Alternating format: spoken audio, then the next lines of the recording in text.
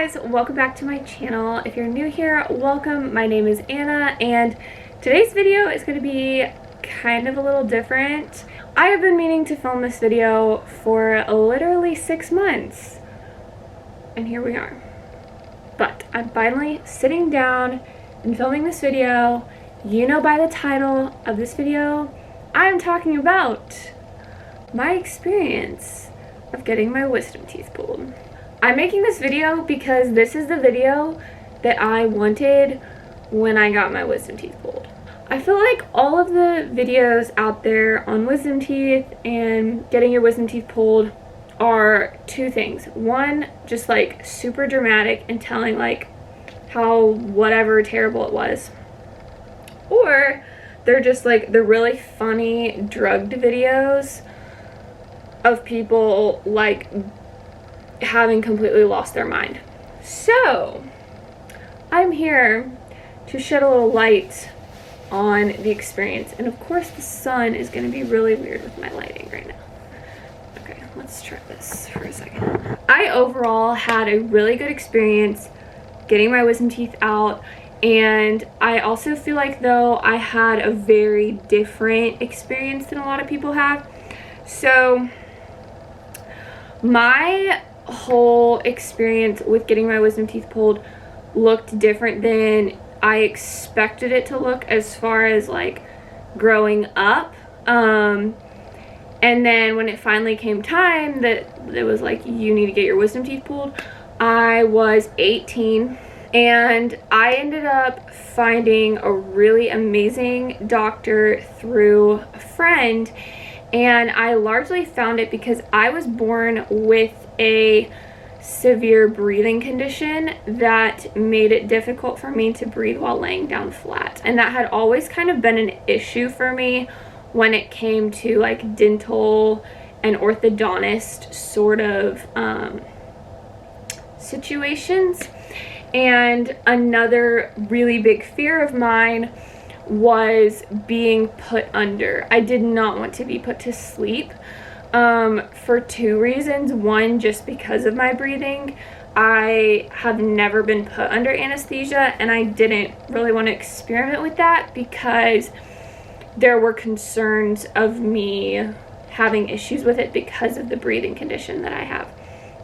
And then also, I did not want to be put to sleep because one of my biggest fears is not having control, and that can manifest itself in some really bad ways in my life. But one of the things was, you know, everyone, I feel like there's all this like hype up about having the really funny like video of you being completely drugged and like hysterical. My friend got her wisdom teeth pulled like 6 months before I did, and you know, was video, like all the videos of her being absolutely hilarious. I mean, I thoroughly enjoyed watching those, but I was like, I will literally have a panic attack and freak the heck out if that's me, because I need to have control. And so the idea of me not having control over like my body freaked me out. So I was able to find a really amazing doctor that did not put you under. And I came to find out through this process though that is not very commonly, but it is more common of an option than people think. I had no idea that that was even an option. I always thought you had to be knocked out. And then my friend was like, no, like she couldn't be knocked out because of medical issues as well. And she was like, I didn't have to be knocked out. And I was like, what? Wait, really? Like, no way. I need that in my life. And I know a lot of people, like, they want the really funny videos of them, you know, completely drugged. Or, like, it just freaks them out too much to be awake, which is completely fine. Because I do know that there are people that they wouldn't be able to handle being awake for like the opposite reason that I can't handle being asleep. So I totally get that. But for me personally, I was like, I cannot be knocked out. Like, I will lose my mind. And so knowing that that was an option made me feel a lot better.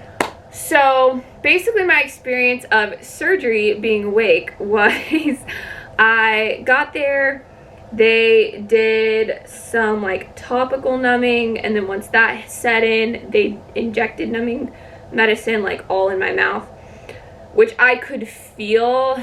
It didn't feel amazing. It like did hurt a little bit, but it was fine. I have a pretty high pain tolerance level, so it wasn't the end of the world. I had the laughing gas, and they did the whole thing. I had all 4 taken out. They did the whole thing in like 30 minutes. It was super fast, super easy. He was talking to me the whole time, explaining what he was doing, which gave me peace of mind. I was also listening to a podcast at the same time, just to kind of distract myself. But I knew what was going on the whole time. I felt every time they pulled a tooth out, like I felt it, which can sound weird. It didn't hurt, but I could feel it. And yeah, then when they were done, I was like up and walking within 10 or 15 minutes. And I was completely fine.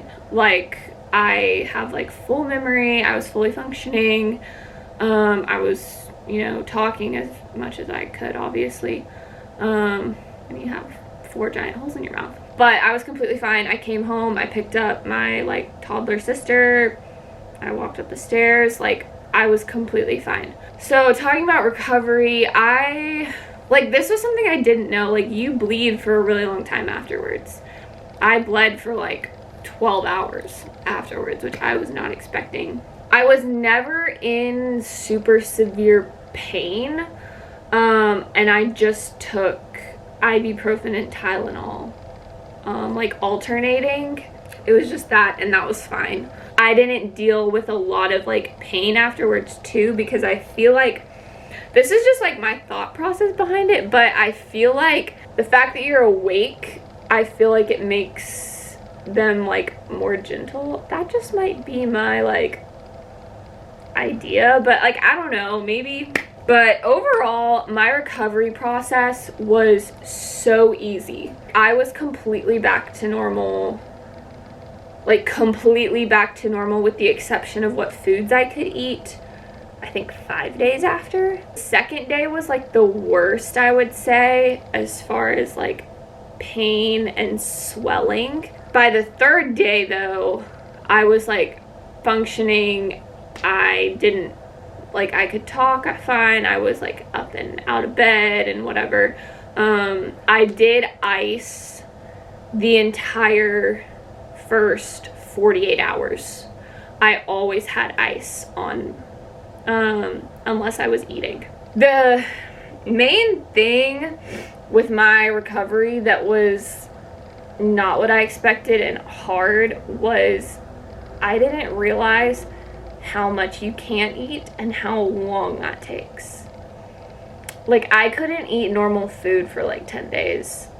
Not because it was painful, but because it was gonna get like stuck in the holes. And that ticked me off, when I tell you. I was so upset because I was so hungry, but I couldn't eat any food other than like soup and mac and cheese. And it was really annoying. Otherwise, my recovery experience was amazing. And like I said, after 5 days, I was completely fine. The swelling was gone on day 3 or 4. I think day 3, my swelling was completely gone. And I think a large part of that had to do with I kept ice on for 48 hours. I would set my alarm like all through the night, and I would get up and take my medicine and change the ice packs. So I kept ice on completely, and I kept my meds in my system until I think day 5. I went down to just taking Advil. I stayed on that for another few days. But overall, my recovery experience was literally a breeze, and I have no complaints whatsoever. So, kind of a recap, my overall opinion on everything was it was way better than I ever expected. Like, I feel like people hype it up as this horrible thing, And it really was not that bad. I was like, what's all the drama about? And I did have a really good experience, like never had a problem with getting infected. My swelling went away. All of that stuff. The worst part was, like I said, the fact that I couldn't eat the food that I wanted to. Like, that was the worst part, was just that, like, I wanted to eat chips and I couldn't eat chips, or, you know, whatever.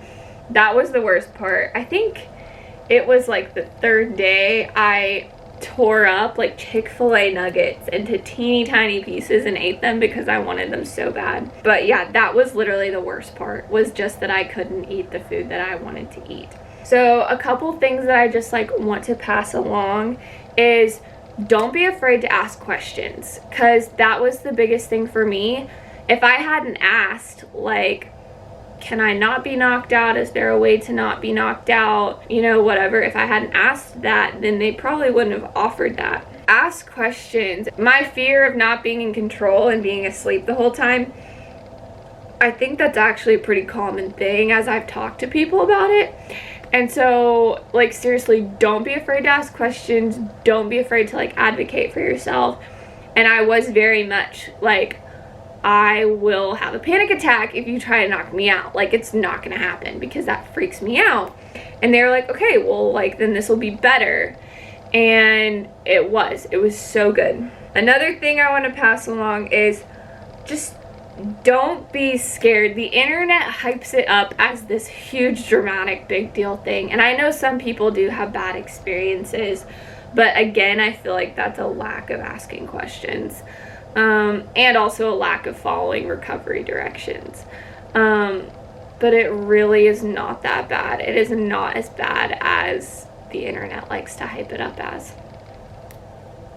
And then the third thing is kind of like what I just said. Do what they tell you and follow directions, and your recovery will be easy. Like, I've talked to so many people about it, and the people that had bad experiences, it was because they didn't follow the directions to recover. Like, I followed the directions. They were like, keep ice on for 48 hours, and that's what I did. And I'll insert a picture here. This was the second day, so this was 24 hours after the swelling. Is not bad. I didn't bruise. And then this was the third day, and I looked pretty much normal. And then the fourth day, I looked completely normal. Like, no swelling, no nothing. So by, what would that be, 72 hours after, I was not swollen, not bruised. You never would have known. And then the same thing with, like, rinsing your mouth and everything. I was really careful to follow that, and never had a problem with infections, never, you know, whatever. And then just, like, staying on my meds. Again, I, like, made sure to follow very, like, clear directions with that, and that's the key to keeping up with the pain. That's just staying ahead of it, because I would be like, I'm not really hurting right now. I don't really think I need to take it. And I think I did that one time and regretted it, because then I was in pain. And my mom was like, you have to stay on the medicine. And she was like, it's, you know, it's not forever, it's, you know, whatever. And I think it was good that I only had Tylenol and Advil, and it wasn't like some super strong pain med. Yeah, like, staying on that, because then after staying on that for, I think it was like only 4 or 5 days, I was fine. So follow directions, and that will make your recovery so much easier. I know it's like a pain in the butt, because I was really annoyed by it too, but it's worth it, trust me. So I know that was kind of a really different video, but I just hope that it helps somebody, helps eases someone else's mind, and maybe somebody is able to, you know, just learn. Don't be afraid to ask questions. Don't be afraid to advocate for yourself and your personal desires, fears, whatever. Yeah, so thank you guys for watching, and please make sure to like, subscribe, and comment below what videos you want to see from me, because I need help coming up with new ideas. So don't forget to live in grace and love with grace, and I'll see you in the next one.